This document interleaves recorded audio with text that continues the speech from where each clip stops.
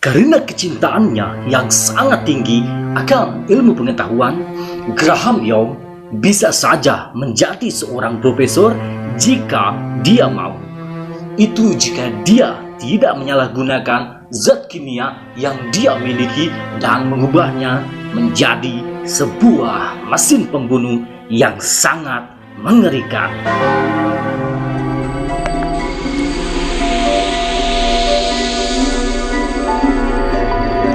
The story of Graham Young, the Tiga Posena.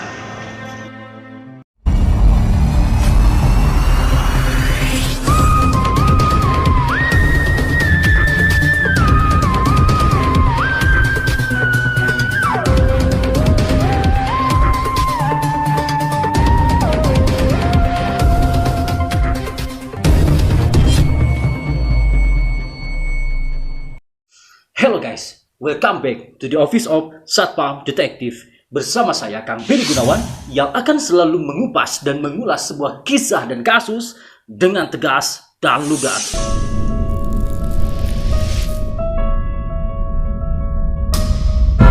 Alkisah hiduplah seorang bocah yang bernama Graham Young. Dia adalah bocah yang sangat cerdas, bahkan cenderung jenius, dan akan sangat mencintai sains.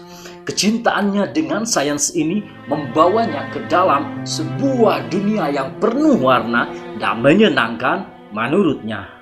Lalu, bagaimana bocah cerdas penyuka sains ini bisa bertransformasi menjadi seorang serial killer?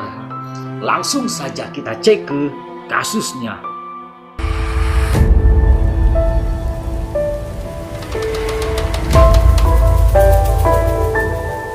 Graham Young lahir di London Utara, Inggris pada 7 September 1947. Dalam catatan, dia diceritakan memiliki masa kecil yang tidak terlalu mulus. Pasalnya, ketika dia masih bayi, ibunya yang bernama Bessie meninggal dunia karena TBC. Terlalu putus asa untuk merawat putranya, sang ayah yang bernama Fred mengirimkan anaknya itu untuk tinggal bersama bibinya yang bernama Winnie, yang tumbuh melekat kepada bibinya selama 2 tahun sebelum kemudian dia pergi untuk tinggal kembali bersama ayahnya setelah ayahnya itu menikah lagi. Karena tidak terbiasa hidup di lingkungan baru, Graham Young akhirnya menderita anxiety disorder yang sangat parah. Dia menjadi sangat sulit bersosialisasi dengan orang-orang di sekitarnya. Dia mengabaikan teman-teman dan lebih suka menyendiri. Dalam masa-masa sendiri ini, Young menaruh ketertarikan khusus dengan ilmu kimia dan toksikologi. Dia juga banyak membaca buku tentang pembunuh terkenal. Tidak melihat adanya kejanggalan, ayahnya malah mendukung Graham Young dalam sains dengan membelikannya 1 set peralatan kimia. Dia sangat menyukai hadiahnya itu dan bahkan terbiasa berkutat selama berjam-jam dengan alat tersebut. Kegemarannya ini tentu saja dianggap aneh oleh teman-temannya di sekolah. Setelah terpergok atas kecintaannya kepada sains, orang-orang di sekolah mulai menyebutnya sebagai ilmuwan gila.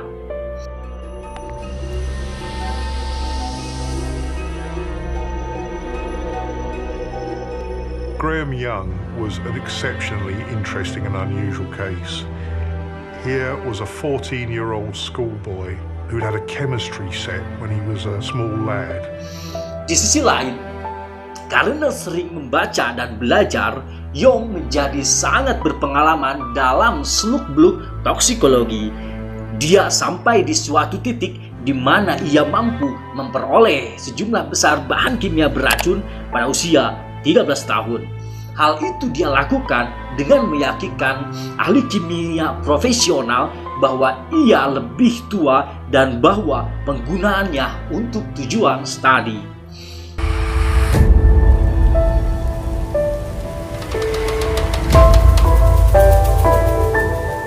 Yakin bahwa praktek akan lebih baik daripada teori, Graham Young pun mulai menguji pengetahuannya tentang racun dengan menggunakan orang sungguhan sebagai subjek. Dia menyajikan minuman teh yang dicampur dengan ramuan beracun untuk keluarga dan teman sekolahnya. Dalam tahap awal ini, eksperimen racun yang digunakan tidak mematikan, namun cukup fatal. Pada tahun 1961, ibu tirinya mulai mengalami gejala kram perut yang sangat parah. Ayah dan kakak perempuan Young juga mulai menderita rasa sakit yang sama. Bahkan seorang teman sekelas bernama Christopher Williams juga mendapat gejala yang serupa.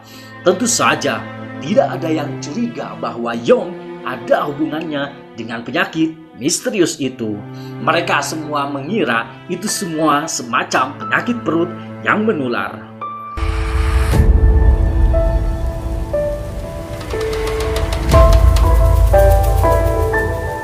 Masalah berubah ketika saudara perempuan Graham Young, Winifred, sekali lagi jatuh sakit parah. Dalam saat perjalanan ke tempat kerja, dia dibawa ke rumah sakit di mana dokter menemukan ekstrak tumbuhan Androva belladonna atau semacam semak beracun yang mematikan dalam sistem tubuhnya.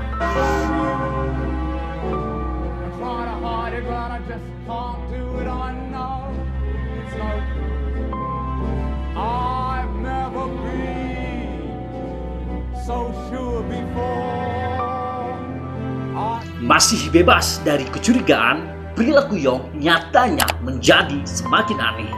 Salah satu eksperimen sainsnya bahkan juga meledak di dapur rumah keluarga. Dia juga mengidolakan Adolf Hitler dan mulai mengenakan logo Nazi.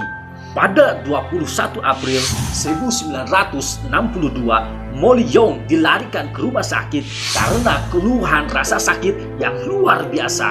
Meskipun sempat dilakukan penanganan, namun sayang dia tidak tertolong dan meninggal pada malam itu juga. Belakangan diketahui bahwa Young sedikit demi sedikit meracuni teh ibu tirinya dengan antimoni, semacam racun, namun efeknya perlahan. Malam sebelum kematiannya, Young mengganti racun dan memberikan talium. Hal yang ini diyakini sebagai penyebab kematian karena efek keracunan talium akan sangat berakibat fatal pada organ dan dampaknya cukup cepat apabila diberikan dengan dosis tertentu. Harusnya intisari, antimoni ataupun talium akan dapat diidentifikasi dengan cepat apabila dokter mulai melakukan autopsi. Sayangnya, Molly langsung dikremasi sebelum segala macam penyelidikan dilakukan. Pada akhirnya, jenazahnya tidak dapat dianalisis.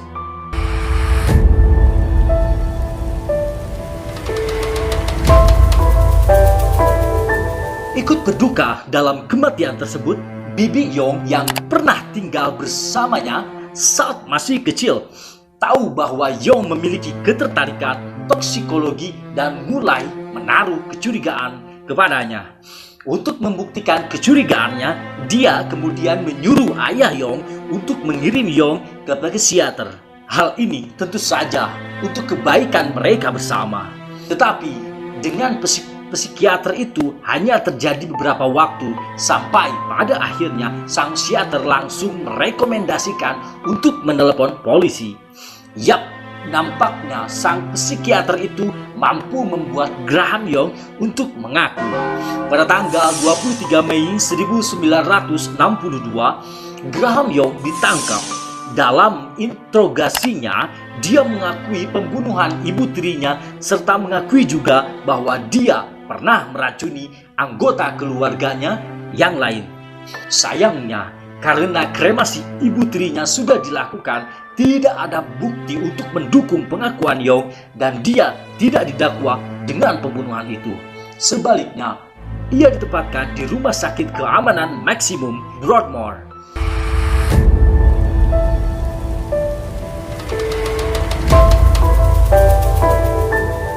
Masuknya Yong ke Broadmoor membuatnya menjadi tahanan paling muda yang pernah masuk ke fasilitas tersebut. Pasalnya, Yong ditangkap saat umurnya baru menginjak 14 tahun. Pada Juni 1970, dokter yang menanganinya menganggapnya sembuh. Dan pada akhirnya, dia dibebaskan tanpa syarat. Ya, meskipun ada penahanan, Broadmoor hanyalah sebuah fasilitas untuk rumah sakit dan bukanlah penjara secara resmi. Yang lebih mengejutkannya lagi, Yong memberitahu seorang perawat di sana bahwa setelah dibebaskan, dia berencana membunuh satu orang untuk setiap tahun dia berada di Broadmoor. Terlepas dari ucapan tersebut yang sempat direkam dalam sebuah file wawancara, namun hal tersebut tidak memiliki dampak apapun dari kebebasannya. Ya, sekali lagi, dia bebas. Pasca bebas, Yong langsung melamar pekerjaan di sebuah laboratorium yang memproduksi lensa inframerah untuk peralatan militer. Alasan dia melamar ke tempat tersebut karena lensa inframerah yang dibuat berbahan dasar talium. Saya tidak tahu apakah pihak HRD yang menerima wawancara kerja si Yong ini telah memeriksa kecatatan kriminal.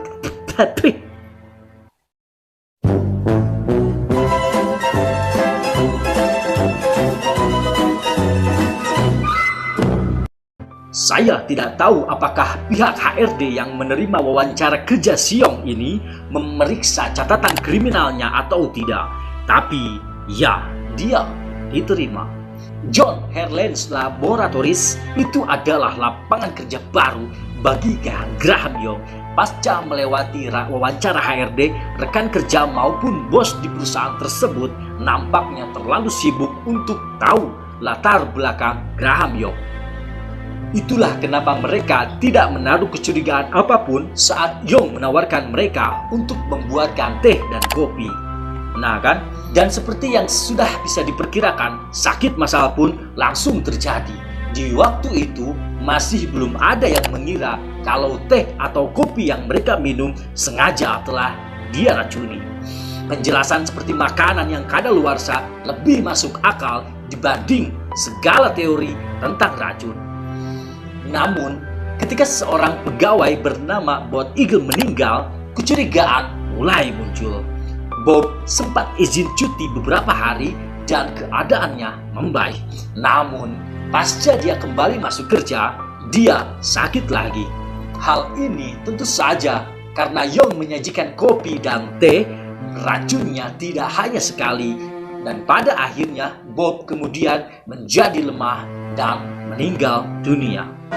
Seorang pegawai bernama Fred Big yang berusia 60 tahun juga meninggal setelahnya. Pada titik ini, hampir 70 karyawan telah mengalami gejala yang sama dan 2 orang sudah dinyatakan meninggal. Kecurigaan berubah menjadi kepanikan dan mereka pun melakukan penyelidikan.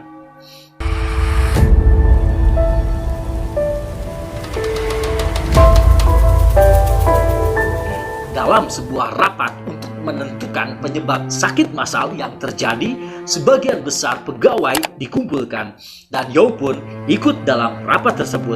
Para karyawan itu berbicara ke kanan dan ke kiri dan mengutarakan pendapat mereka masing-masing. Yong yang mendengarkannya menjadi tidak sabar dan dia sedikit heran kenapa orang-orang ini tidak mengetahui kalau talium adalah senyawa yang beracun. Padahal mereka bersentuhan dengan senyawa tersebut setiap hari. Pada akhirnya, sebuah blunder karena ingin dianggap pintar membuat Graham dicurigai. Dalam rapat itu, Graham bilang, "Kenapa kalian tidak menganggap ada kemungkinan kalau orang-orang yang mati keracunan talium dari bahan dasar lensa inframerah?" Terkejut dengan opini Yong tentang talium, orang-orang di sana langsung melapor kepada pihak manajemen. Mereka kemudian sedikit melakukan analisa sebelum sebuah kenyataan menyadarkan mereka. Kenyataan itu adalah fakta bahwa Graham Yong paham tentang toksikologi dan bahwa dia sangat sering menawarkan minum kepada para pegawai. Kemudian mereka pun menelepon polisi. Because Graham is finding out the antidote to his problems The pickle, Uncle Jack. is pure poison to everyone else. If I had discovered my métier, I would be the greatest poisoner the world had ever seen. If I were you-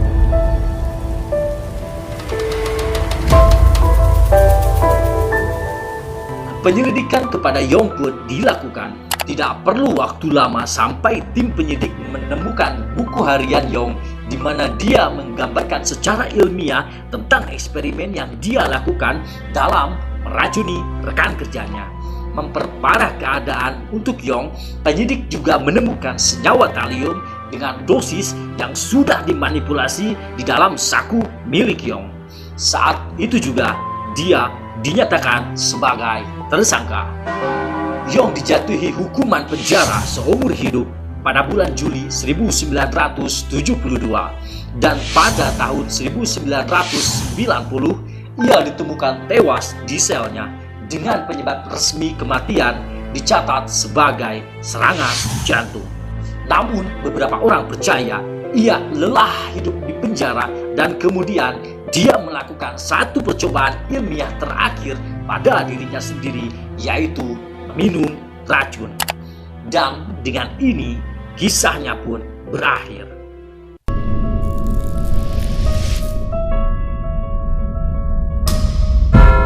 Nampaknya mendukung hobi tidak selamanya baik. Terlihat dari orang tua Yong yang memiliki niat untuk mendukung anaknya dalam belajar sains dengan membelikan satu set alat-alat kimia. Hal tersebut malah berubah menjadi blunder yang menghantam mereka di kemudian hari. Cerita ini seakan menekankan bahwa mengasuh anak itu bukan hanya sekedar memberikan apa yang mereka inginkan. Tugas orang tua itu jauh lebih rumit dan membutuhkan usaha dari yang kita kira. Kalian yang sudah berkeluarga harus mengerti hal ini. Saya, Beri Gunawan, undur diri dan tetap waspada.